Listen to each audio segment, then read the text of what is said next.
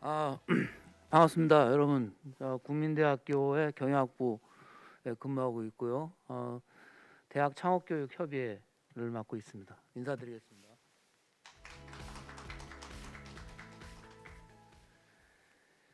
제가 오래간만에 원광대학교 온 것 같습니다. 그래서 이렇게 훌륭한 시설에 초대해 주셔서 대단히 감사를 드리고요. 어제 또 대전에서 중부권 그 창업교육 거점대학 이 주관하는 또 대전대학이 주최하는 그 행사에서 있었는데요. 어제는 주로 이제 메인 이슈가 그 온라인 시대의 교육에 대해서 이제 얘기가 나왔어요. 여기 교수님들도 계시고 또 교수자들이 온라인 시대의 교육을 어떻게 하는 게 좋은가? 학생들은 집중력이 별로 떨어지고 줌이나 여러 가지 지금 툴을 활용하고 있지만 어떻게 집중을 시킬 것인가, 어떻게 상호작용을 할 것인가에 대해서 어제 많은 좋은 얘기가 있었거든요. 그래서 우리 고미아 센터장님 또 어제 보셨다고 그러니까 다음에도 계속 지속적으로 지역별로 거점별로 이제 포럼을 협의하고 같이 할 예정입니다.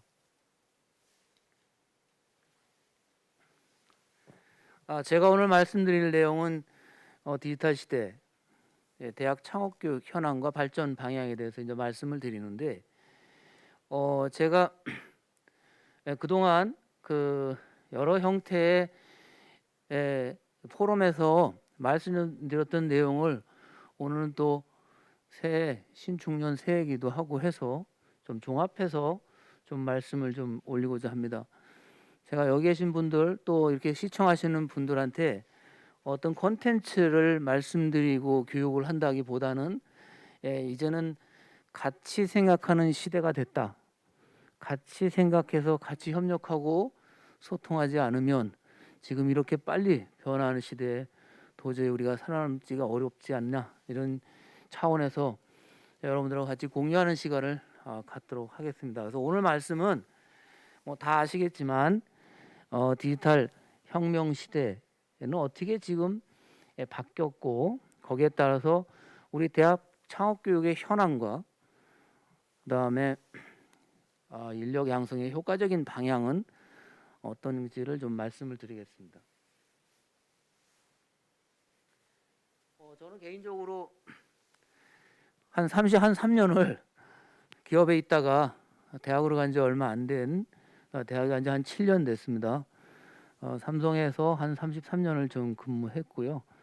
그러다 보니까 입사할 때부터 글로벌 시대 경쟁을 하는데 많이 익숙해져 있어서 시대 변화에 대해서 많이 회사가 하는데 많이 따라다니고 갔습니다. 그래서 그러한 경험을 학교에 와서 학생들한테 나누고, 그래서 이걸 통해서 대학과 기업이 어떤 방향으로 산학 협력을 잘 활성화할까에 대해서 제가 좀 미력 하나마 많이 활동하려고 노력을 하고 있습니다.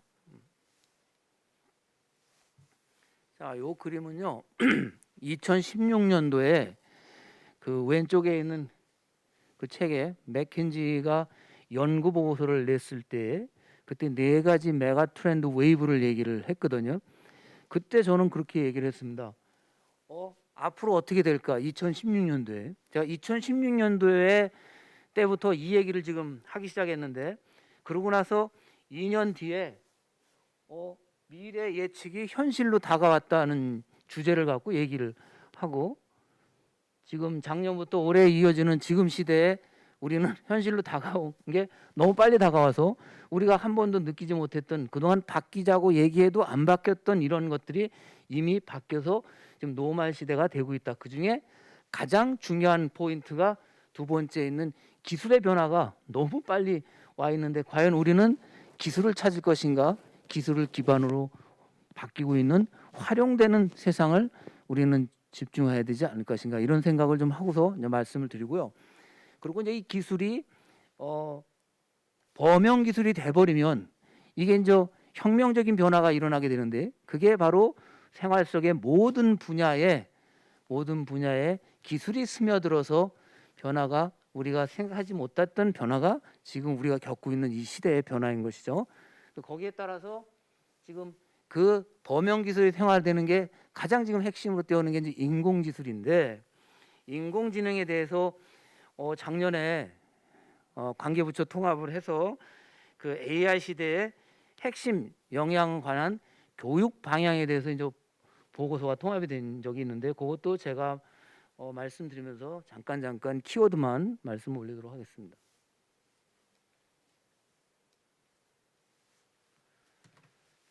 제가 좀 더우니까 옷을 좀 벗어도 되겠습니까? 네, 옷을 좀 벗고 하겠습니다.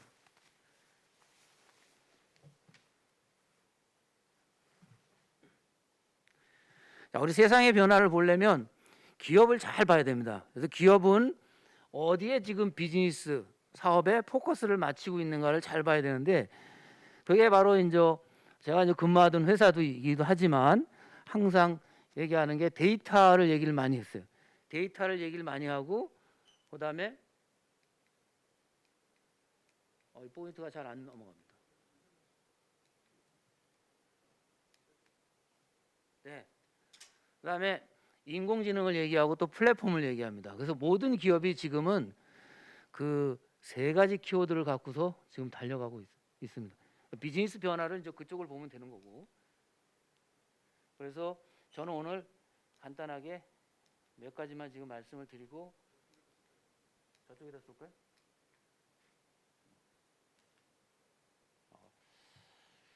네 가지만 말씀드리겠습니다. 첫 번째가 그 언컨택트 시대의 사회적 거리두기. 우리 지금 어느 단계에 와 있죠? 지금 네 번째 단계에 지금 와요. 공적 거리는 사회생활하면서 일반적인 행사나 영화관이나 이런 쪽에서 우리가 공적 거리를 두고 있는데, 며칠 전에 또 집단 또 감염이 나서 일어나고 전국적으로 지금 확대되어 상당히 지금 걱정들을 하고 있죠.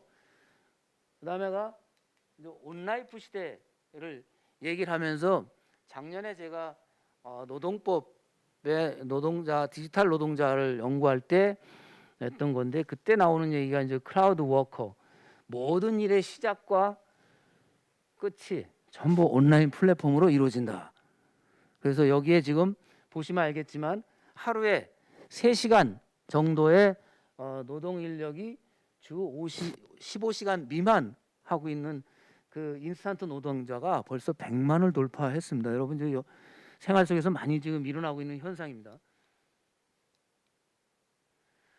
그다음에 이제 초개인화 다양화가 되는데요. 이 그림은 제가 같이 모시고 근무했던 삼성 사장 출신인데, 혹시 여러분 기회가 계시면 요번에 유튜브를 들어가 보시면요, 굉장히 좋은 콘텐츠가 들어가 있습니다. 윤순봉 사장님인데, 공부하는 게 등산보다 더 좋았다 이렇게 얘기를. 이제는 누구나 다 자기만의 고유한 콘텐츠가 있으면 1인 크리에이터가 될 수 있다, 뭐 이런 얘기 아니에요? 그래서 뭐 어떤 사람이 그랬습니다. 외계인이 지구에 대해서 알고 싶으면 뭐예요?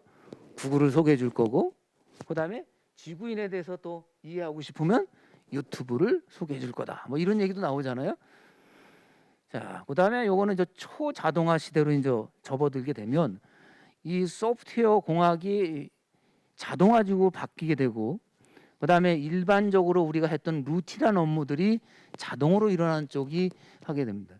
그래서 이제 AI와 역할하는 사람과 어떻게 협업을 하느냐가 이제 앞으로 화두가 될 텐데, 그러한 얘기가 이제 많이 나오고 있고요. 자, 여기가 이제 바로 그런 얘기를 많이 했습니다. 그럼 무엇을 가르쳐야 되느냐? 학생들한테. 학생들은 무엇을 배워야 되고, 그다음에 무엇을 가르치고, 그다음에 어떻게 가르쳐야 되냐, 이게 벌써 이제 몇 년 전부터 화두가 되기 시작해서, 왼쪽에 나오는 것처럼 처음에는 소프트웨어 중심 대학에 각 대학에 쭉 나올 때 소프트웨어가 중요하다 해서 소프트웨어 중심 사회를 나올 때 4가지 키워드가 참여, 공유, 개방, 협력, 이게 나왔어요. 그게 바로 이제 일하는 방법, 공부하는 방법에서 저 우측 상단에 보는 4시 교육이 저렇게 나온 거죠. 근데 여기에 추가가 되는 게 바로 역량과 또 뭐죠? 인성이 나옵니다. 역량은 뭡니까? 이렇게 복잡한 세상을 살아가는데 복잡한 문제를 풀어가는 과정이죠. 우리는 정답을 지금 맞히고 정답을 지금 알아가는 과정에서 세상의 복잡한 문제를 풀어가는데, 거기에 대한 우리의 자세는 뭐가 필요하냐? 그게 바로 많이 얘기하는 문제 해결 능력, 비판적 사고죠. 창업 교육이 바로 그거거든요. 창업 교육에 사업화를 하고 그런 아이디어를 내고 그거 하는 방법론이 디자인 띵킹을 이용하고 이런 것들이 전부 문제 해결의 방법이다.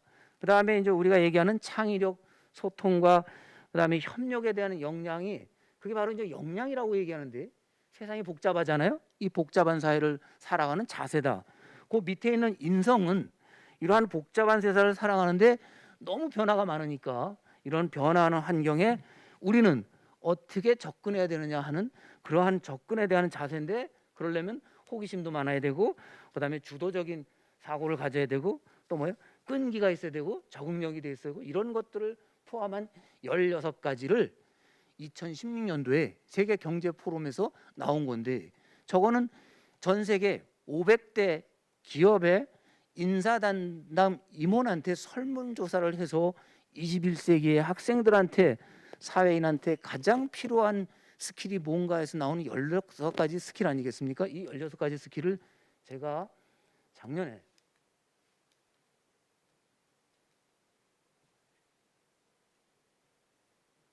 과제를 내봤어요. 학생들한테 1년 동안 과제를 내봤어요. 이제 교양 쪽에서 내봤습니다. 전공에서 낸 게 아니고 교양에서 내는데 교양에서 보면 5가지로 이제 구분이 되잖아요. 자, 인문사회에서부터 상경, 법학, 그다음에 공학, 예체능 이렇게 다 포함해서 이제 5가지 그 분야에 있는 학생들한테 한 200명 정도를 제 수업에서 다 이제 긁어 모아서 이제 1년에 걸쳐서 제가 그 16가지 스킬 중에서 우리 학생들 본인이 생각하기에 가장 중요하다고 생각하는 스킬을 5가지만 골라보세요 하니까 전공에 상관없이 공통적으로 나온 게 바로 이겁니다. 이게 바로 소위 창업교육이나 기업가 정신에서 얘기하고 있는 기업가 정신이에요. 똑같은 학생들 다 그거 다 중요하다고 생각하는 거죠. 거기 나온 게 문제 해결, 의사소통, 창의력, 리더십, 자기주도성, 그다음에 뭡니까? 유연성. 그런데 이거 다 아는데 이거를 어떻게 체득해서 체화를 자기만의 시켜서 나만의 특별한 경쟁력 있는 무기로 만들어낼 것인가 하는 것 중에 요소 중에 하나, 그다음에 방법론 중에 하나가 다양한 창업 활동이 아닌가, 그것도 하나에 포함되는 것다 이렇게 볼 수가 있는 거예요. 세대가 많이 바뀌어갖고 여러분들 MZ세대의 특징은 저보다 잘 하시니까 잠깐만 표현 좀 이게 드리고요. 자, 그래서 지금 AI 시대에 어떻게 왜라는 생각을 학생들한테 하게 하고 말문을 트게 할 수 있을까? 줌으로 수업을 하다 보면 처음에는 교수님들이 굉장히 의욕적으로 실시간으로 이제 시작을 합니다. 해서 거기에 이제 그라운드 룰을 정해요. 그라운드 룰은 뭡니까? 절대 비디오 끄지 말고, 그다음에 음성은 켜놓지 말고 소거해라. 그런데 한 10분 지나면요, 거의 한 50% 이상이 전등 비치고 있거나 뭐 끄고 있거나 막 이럽니다. 그러면 중간 중간에 자꾸 체크해요. 얘가 지금 보고 있는가, 수업을 듣고 있는가. 그런데 여러분 강의 평가 중에 아주 결정적으로 나쁘게 영향을 미치는 게 중간 중간에 체크하는 거예요. 체크하시면 안 돼요. 그다음에 질문하면 안 돼요. 우리나라 학생들은 질문하지 않습니다. 그러니까 강의 평가가 갑자기 나쁘게 나오신 교수님들은 내가 가리키는 강의에 대한 그 콘텐츠를 고민하실 게 아니고 내가 이 커뮤니케이션 하는 방법에 있어서 지금 시대 학생들하고 내가 자꾸 상호작용하려고 서로 불편한데 자꾸 접촉하려고 한다.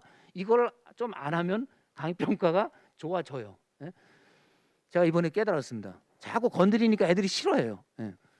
자, 왜 그러냐?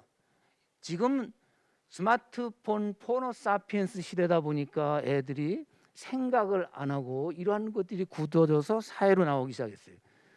그래서 말문이 말을 안 하고 생각을 안 해요. 수업 시간에도 지금 보면 뭐 얘기하면 검색 들어가요. 왜?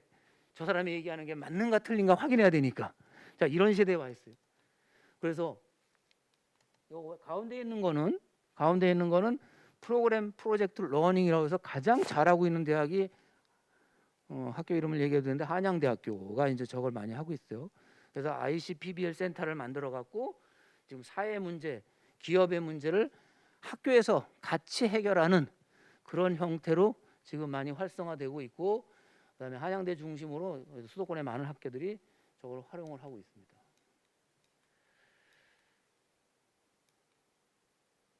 그래서 작년 8월 달에 대형학회죠, 한국경영학회에서 이제 그런 특별 세션이 열렸어요. 대학은 이제 변할 수 있는 게 아니고 경영학의 위기 종말인가 제도약인가. 제가 이제 경영학부니까, 그래서 우리나라 대학에 경영학 교수님들이 한 2만 명 계세요. 그중에 이제 몇 사람이 나와서 한 분이 조동성 교수님이 발제를 하시고, 그분이 발제를 하셨을 때 생산자 중심의 대학이다 우리나라는 아직도. 그러니까 우리는 경영학자가 아는 것을 가리키고, 그다음에 미국 중심으로는 경영자가 원하는 것을 배우는 대학이다. 이게 굉장히 이제 갭의 차이가 있는 거 아니겠어요? 그래서 우리는 기업이 원하는 인재를 대학에서 양성하고 있는가, 거기에 대한 반성을 이제 해봤어요. 그런데 매년 했어요. 매년 이 세션이 열려요. 매년 고민만 하고 반성하고 있어요. 금년에도 또 할 겁니다. 이거.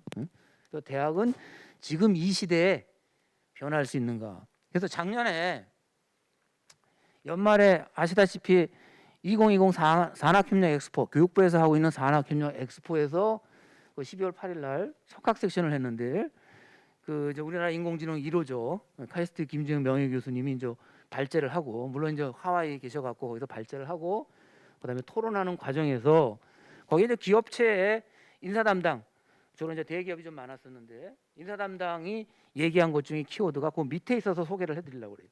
대학의 산학 협력은 이제 일반형, 주문형에서 기업의 비즈니스 문제를 같이 해결하는 그런 형태, 그다음에 사업화로 바뀔 때가 됐다. 이거를 기업체의 인사 담당 임원들이 얘기를 하고 있어요. 그럼 우리는 과연 그렇게 하고 있는가? 그런데 이제 코로나 시대 때문에 상호작용을 할 수가 없잖아요. 그래서 여러 가지 스킬이 이제 들어갈 수 있는. 또 애들은 상호작용하는 거 싫어하고.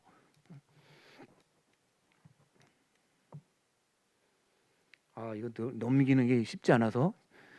자, MZ세대는 시장과 데이터에 반응을 합니다. 이거 동대문 시장이 동탑트업이라고 해서 2018년도에 한번 이슈가 된 적이 있어요. 동대문 시장에는 이 의류 쪽에 종사하는 조그만 의류 봉제 가공업이 한 2만 5천 개 정도가 모여 있습니다. 이 2만 5천 개가 거의 이제 재봉까지 포함해서 원단서부터 완결형 집단 클러스터를 구축을 하고 있어요. 거기에 젊은 이들이 들어가서 새벽에 저렇게 원단을 짊어 나누면서 6개월 동안 전부 데이터를 온라인으로 올려서 데이터베이스화를 합니다. 그래서 동대문을 있는 것을 전 세계에 있는 그 디자인 원단의 허브로 만들어 버렸어요. 젊은 애들이 들어가서. 그럼 젊은 사람들이 뭘 보고 들어갔냐?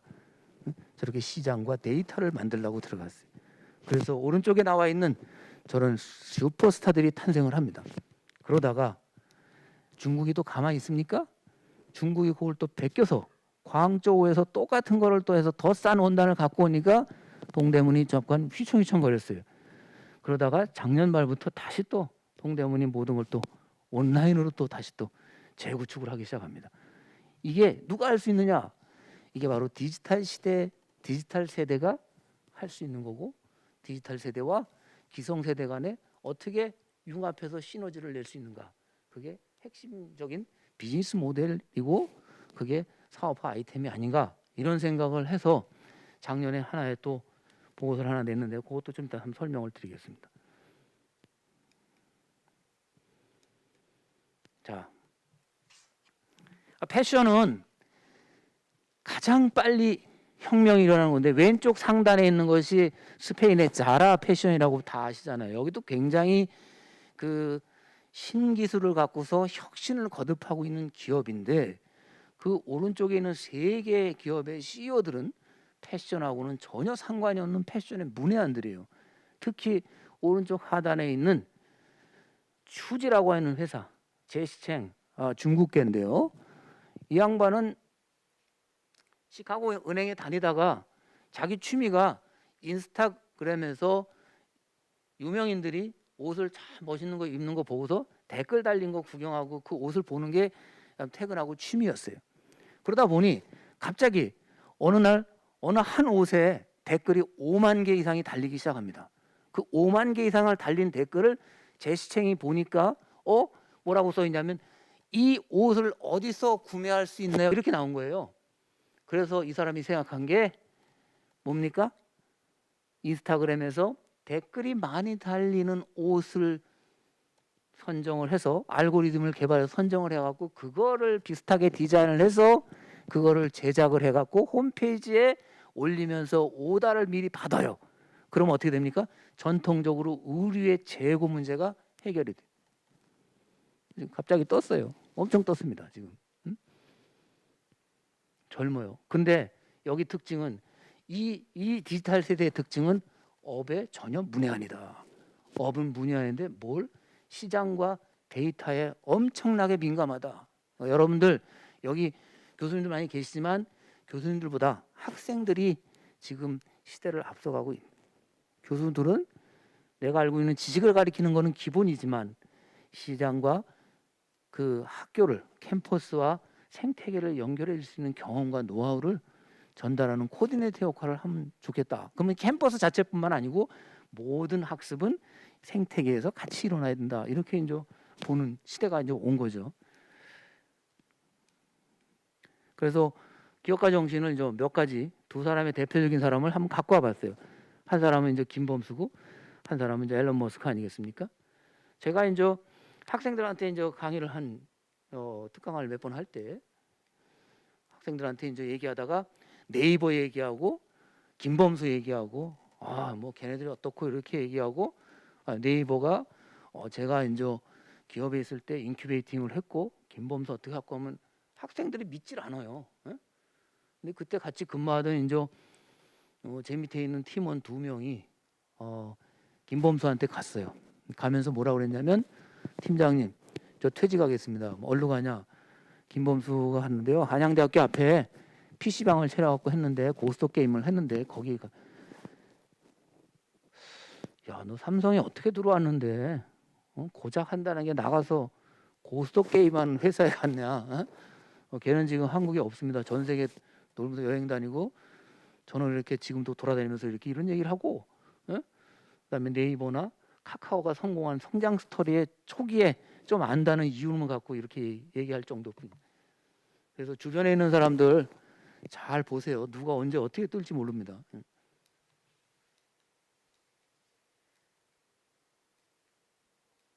이거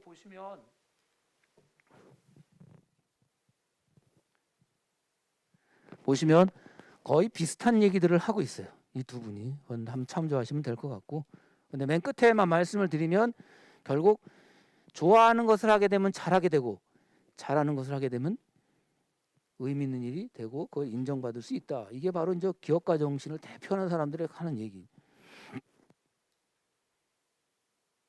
자, 그럼 대학 창업 생태계를 잠깐 봤어요. 우리나라 창업 생태계를 잠깐 보니 창업 생태계는 정부가 지원을 참 많이 합니다. 제일 많이 지원을 하는 데가 중소기업 벤처부죠. 거의 1조 정도를 지원하고 우리나라가 전 세계에서 창업 지원 프로그램이 가장 촘촘하고 세밀하게 된 최고의 국가예요. 그런데 부처 간에 이 협력이 잘 안 돼요. 분절된 사업이 너무 많이 나와요. 그래서 이 본이 너무 어디에 집중돼 있냐면 초기 예비 창업이나 초기 창업 쪽에 많이 집중이 돼 있고 창업이 돼서 그다음에 생존해가는 그 우리가 소위 얘기하는 한 7년 이상의 그 기간에 지원하는 사업이 별로 없어요. 그래서 우리나라 창업 생태계가 저랬는데 저거는 이제 문제점이 많이 나오기 때문에 보완이 좀 되고 있는 것 같고 그 다음에 창업 생태계가 주로 지원이 성과 중심이다. 그래서 이거를 좀 더 창의적이고 주도적이고 시장 지향적으로 좀 바뀔 필요가 있다. 왜? 그럴 수밖에 없잖아요. 응? 지원을 하면 지원에 대한 공무원들의 또 성과가 또 중요하니까 그래서 이런 게 좀 바뀌어야 되고 그다음에 아직 우리나라는 외국에 비해서 익시 시장이 활성화가 지금 굉장히 좀 부족하고 상장을 해야 그게 이제 현금화되거나 이익을 하는데 상장까지 가는 기간이 굉장히 어렵고 하더라도 여러 가지 어려움이 있어서 그 시장이 좀 어렵고요.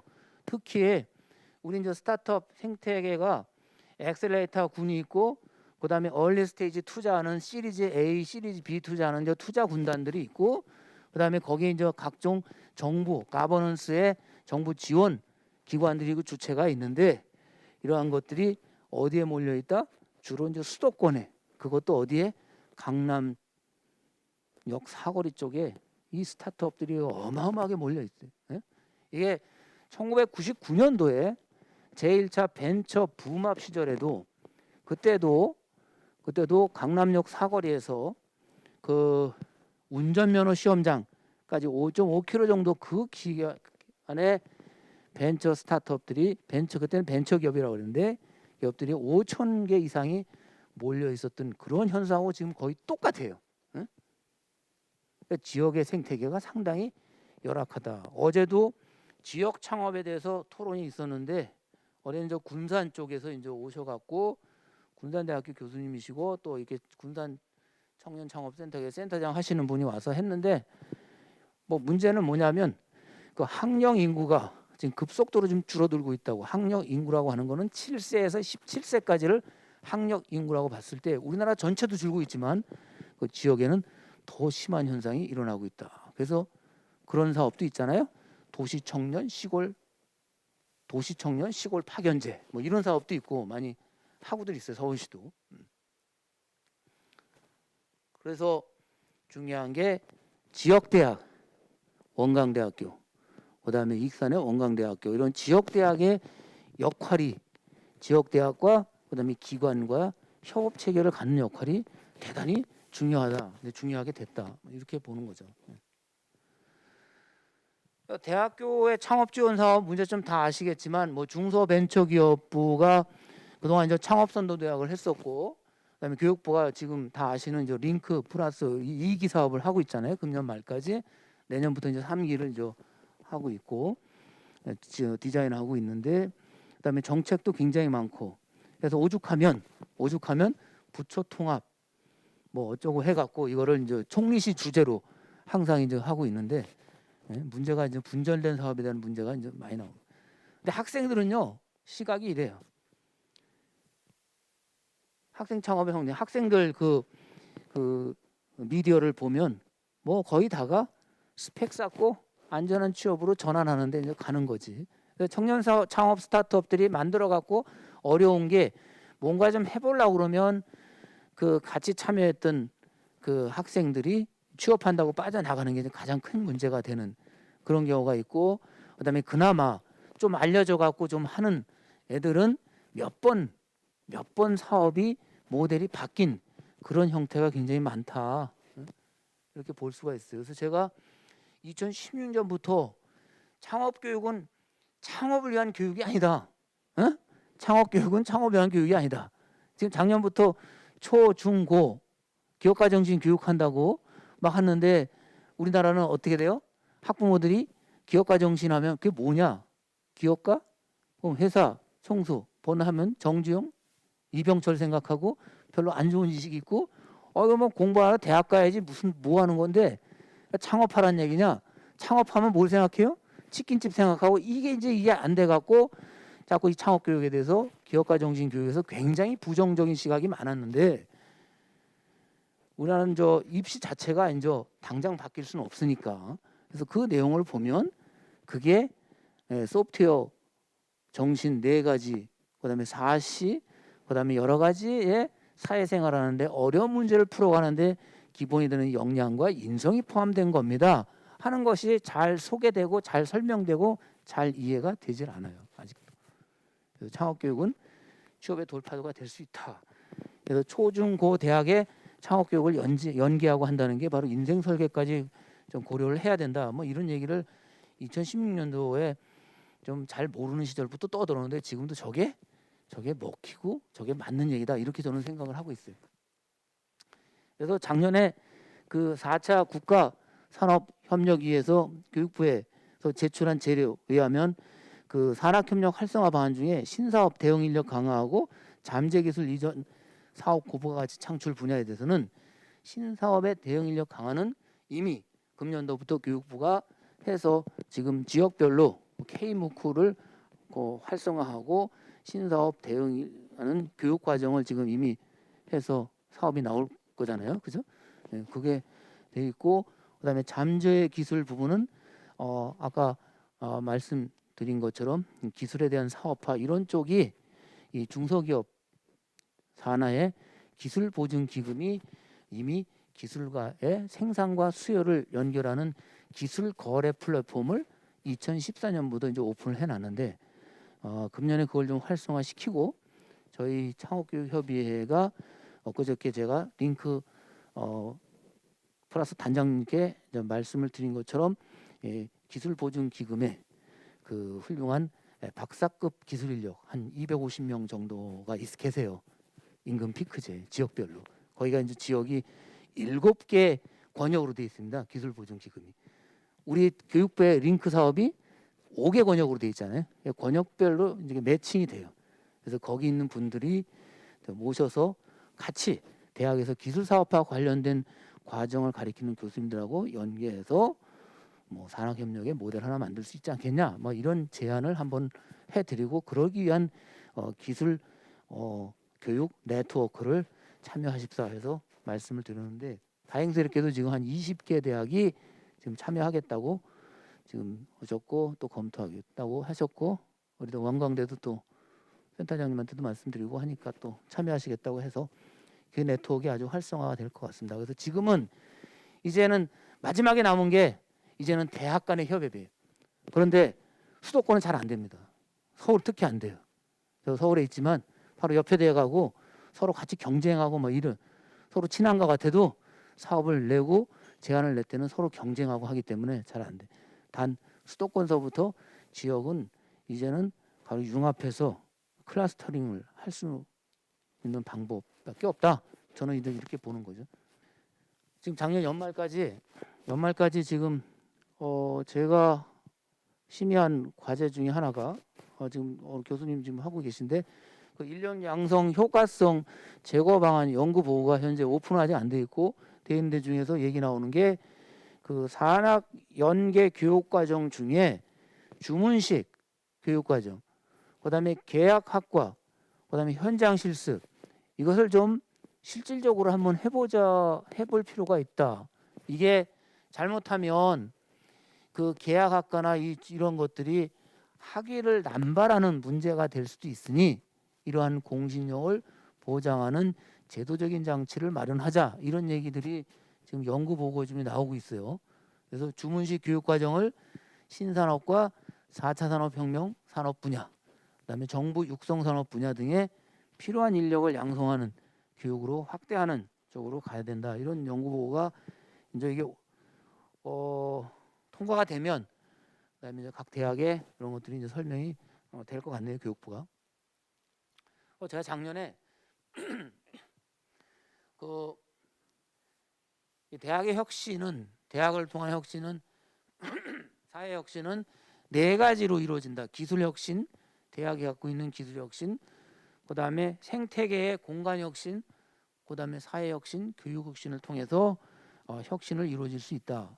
뭐 이런 취지하에 그 청년 세대하고 기성 세대 간에 어떻게 융복합하는 창업 생태계를 조성하는 게 필요하다. 뭐 이래서 지금 뭐 중소기업부 같은 경우는 작년에 많이 했어요. 스마트 상점 뭐 10만 개를 한다든가 스마트 공방 얘기도 나왔고 그다음에 소상공인을 디지털 전환으로 뭐 바꾼다든가 뭐 이런 얘기도 많이 나왔지만 이게 작년에 좀 얘기 좀 하고 있었는데 왜 필요하냐?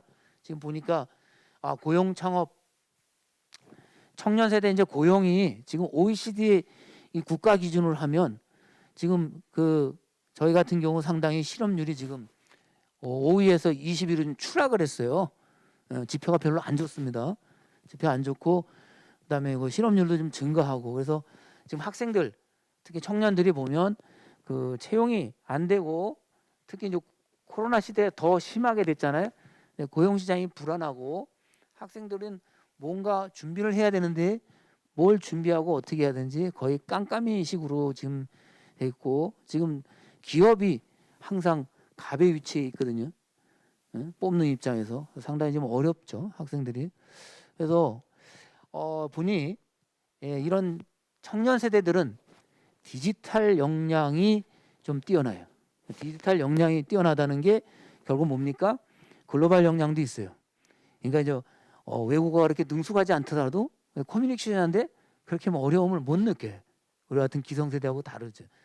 그다음에 스마트폰을 포함한 IT 기기를 사용하는 것이 굉장히 익숙하다. 그래서 디지털 역량과 기성세대가 부족한 역량을 이렇게 합해서 경험 부족과 경험이 합하면 뭔가 새로운 융복합 비즈니스 모델이 나오지 않겠냐, 뭐 이런 거를 이제 얘기하고 있는데, 국내 정책을 보면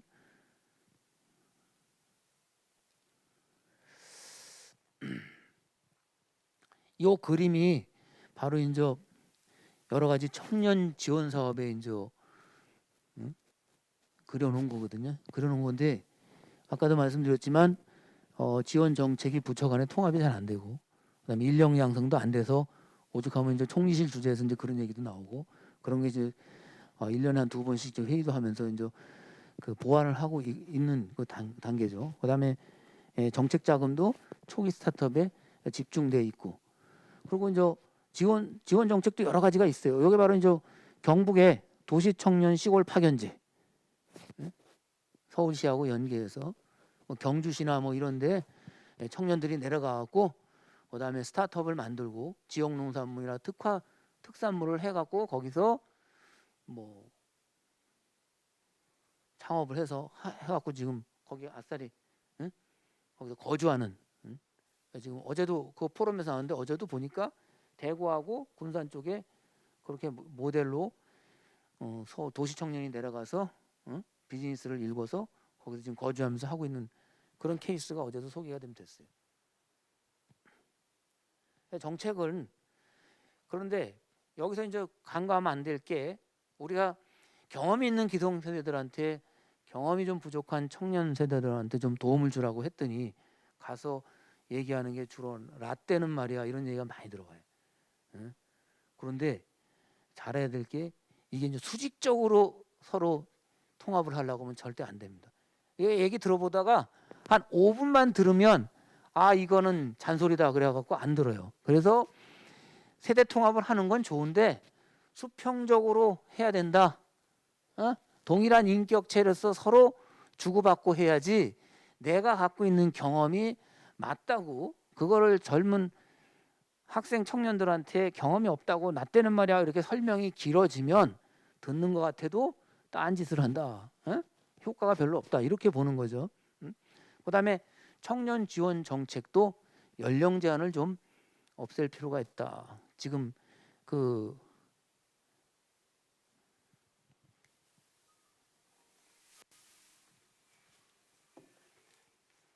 잠깐만요.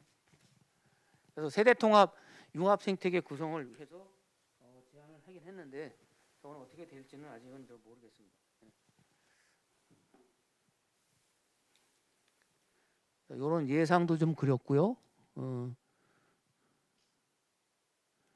그래서 행정 협의체가 있고 지방자치단체가 있고, 거기에 따라서 도시재생센터가 있고, 이게 뭐냐면 서울시 같은 경우도 지금 도시재생 사업을 한참 해서 SH공사나 이런 데가 이제 수주를 해서 하고 있는데, 서울 도심 같은 경우는 크게 이제 뭐로 나눠져 있냐면 을지로에 집중돼 있는 그 인쇄소들, 그다음에 이제 중랑구의 봉제 사업, 성수동에 있는 구두 피역 사업, 이런 것들이 이제 사실 전통적인 제조업 클러스터잖아요. 그거를 도시 재생 사업을 하기 위해서 또 어떻게 하냐면 하드웨어 중심으로 을지로에 있는 인쇄소 500여 개를 한꺼번에 담기 위해서 건물을 또 줘요. 건물을 짓고 거기에 다 들어오라고 그래요. 그리고 거기에 대한 그 리소스를 또 공유하는 공유시설 플러스 소프트웨어적으로 뭐 마케팅도 지원을 한다고 그러는데, 결국은 또 하드웨어적으로 통합하는 거 아니냐? 소프트웨어적으로 통합이 필요하고, 소프트웨어적인 좀 아이디어가 좀 하고, 그다음에 좀 약간 좀 창의적이고 뭐 이런 청년들의 그러한 아이디어를 모아서 같이 시너지를 낼 수 있는 그런 모델로 가야 되는데 거기 장벽이 뭐냐면 기성세대들은 남의 얘기를 안 들어요. 저도 잘 안 들어요. 청년들은 그걸 답답해하고 있습니다. 겉으로는 통합하고 통합정책, 지원정책 이런 것들이 부처별로 굉장히 많이 있어도 실질적으로는 제대로 되는 게 그렇게 성과를 생각만큼 내지는 않는다. 그래서 이건 관련돼 갖고 전 지역별로 이러한 생태계 벨트를 조성할 필요가 있다. 이런 말씀을 좀 드리고 제가 이제 창업교육 협의회에 있으니까 창업교육 협의회라고 하는 게 사실은 2015년도에 교육부 대학 그 링크 일기 때 창업교육 센터장들 중심으로 교육부가 어떤 그 협력을 강화하기 위해서 만들었던 사단 법인이에요. 아직 한 7년 됐습니다. 그런데 링크 일기에는 창업교육에 대한 지표가 그 의무 지표로 들어가 있기 때문에 그래도 뭐 관심도 갖고 했는데 지금 현재 진행되고 있는 링크 2기에는 창업교육 지표가 그 정량 지표가 그게 좀 문제가 좀 있다. 예를 들어서 이런 게 있잖아요. 사업자 등록조 사업화에 대한 것을 목표로 세우면 사업자 등록증 30개 이게 이제 저희 학교 사례인데 예? 윗분이 저한테 전화해 갖고 이거 실적을 30개를 그러려면 어떻게 해야 돼요? 학생 잡아다가 야 이거 빨리 내. 또 몇 개월 있다가 또 폐지시키면 돼. 이게 결국은 지표를 위한 지표가 아니냐. 이건 문제가 나와갖고 창업교육에 대한 정량 지표를 링크 사업에다가 빼버렸어요. 정성적인 지표와 반응하기. 그러다 보니까 각 대학마다 창업교육센터가 뭐 총장님 직속으로 돼 있는 데도 있고 지금 링크 사업단 소속으로 돼 있는 데도 있고 창업지원단에 들어가 있는 데도 있고 그다음에 본부 밑에 들어가 있는 데도 있고 조직 뭐 그래요. 그래서 지금 링크 3기 쪽에 그 설계하시는 연구 용역자들, 연구자들한테 FGI 할 때 저희가 얘기할 때 가장 강하게 얘기한 게 창업 교육을 기본적인 게 그게 이제 그 생애 설계하고 다 관련된 원천적인 얘기인데 그거를 어떻게 산학협력 모델에서 그 같이 뺄 수가 있느냐, 같이 연계를 해라, 연계했으면 좋겠다. 그거에 대한 당위성을 얘기해다 말씀드리고 해도 어떻게 나올지 모르겠어요. 어제 재단에서도 오셨는데 연구재단도 지금 3기 링크에 대해서는 관여도 잘 안 돼 있고 잘 이게 말씀하는 걸 좀 꺼려해요. 왜냐하면 굉장히 민감하잖아요. 이게 아시겠지만 각 대학이 이 사업을 딸라고 아시겠지만 총장님은 물론 지역에 있는 지자체 장들도 막 동원해 갖고 막 브리핑하고 막 이래 갖고 이게 너무 과열이 되다 보니까 상당히 지금 부처에서도 조심스럽게 지금 하고 있어요. 그래서 결국 교육부라는 데가 창업 교육과 창업 문화를 어떻게 활성화할 거냐, 막 여기에 맞춰서 저희는 작년부터 이 포럼을 1년에 한 2번씩 전국 단위로 열던 포럼을 지역별로 지금 하고 있어요. 그래서 작년에 전남 쪽에서 조선대가 광주 전남 포럼을 했고 그다음에 어저께 그 중부권 창업거점 대학인 그 대전 대학이 했고 그다음에 그럼 이제 계속 단위별로 지금 열고 있어요. 그러면 이제 뭐가 좋으냐면 지역별 현안 그다음에 지역에 대한 이슈 그다음에 지역에 대한 생태계가 활성화되고 지역별로 역량 격차를 해소할 수 있는 약간 좀 틈이 보이기 시작했다. 뭐 이걸 좋게 좀 생각할 수 있어요. 그래서 어저께 나오는 이슈는 그 온라인 교육, 온라인 창업 교육을 어떻게 개선하고 어떻게 잘 활성화할 것이냐 하는 거고 두 번째가 그 지역의 로컬 경제가 확대가 된다고 좀 말은 하고 있는데 그러니까 로컬 창업을 어떻게 활성화시킬 거냐 하는 것이 이제 많이 얘기가 됐습니다.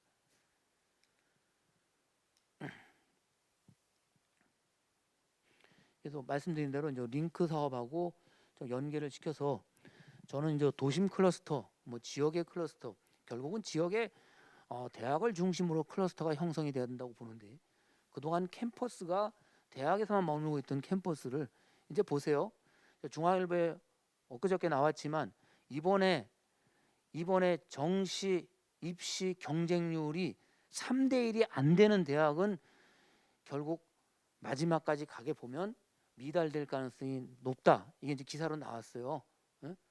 그래서 상당히 점점 심각해지고 있는 현상이고, 이미 전문 대학은 이미 벌써 그게 이제 가시화가 됐고, 그래서 결국 지역 대학의 캠퍼스가 이제 활용이 돼야 되는데, 서울 같은 경우는 36개 지하철역이 있어요.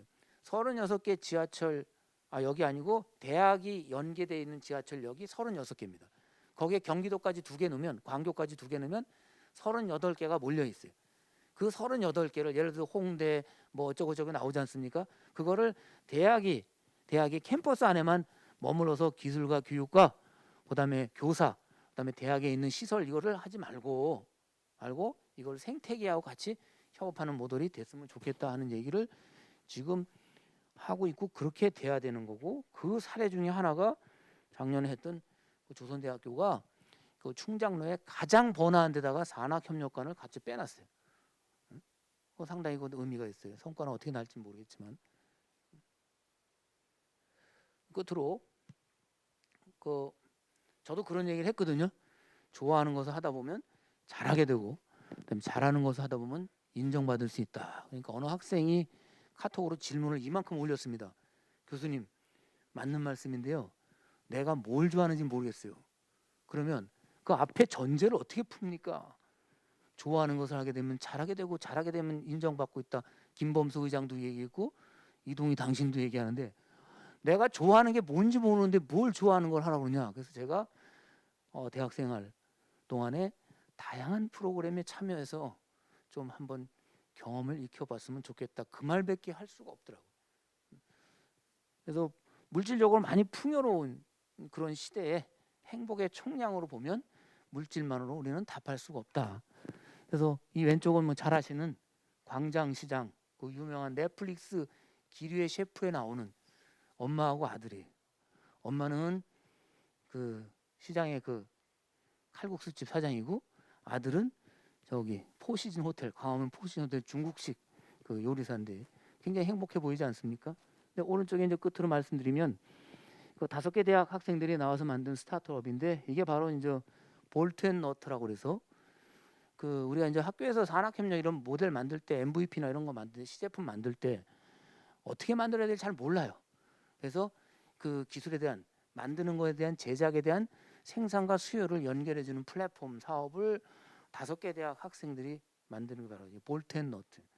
상도 많이 받고 뭐 많이 했는데, 아직 그것이 이 굴러가고, 아까 말씀드린 데스벨이라고 하는 7년 생존 생존 연속성에 대해서는 아직도 지금은 좀 제 학생 중에 하나가 이제 저기 같이 인발부 돼 갖고 지금 보고 있는데, 잘 됐으면 좋겠어요.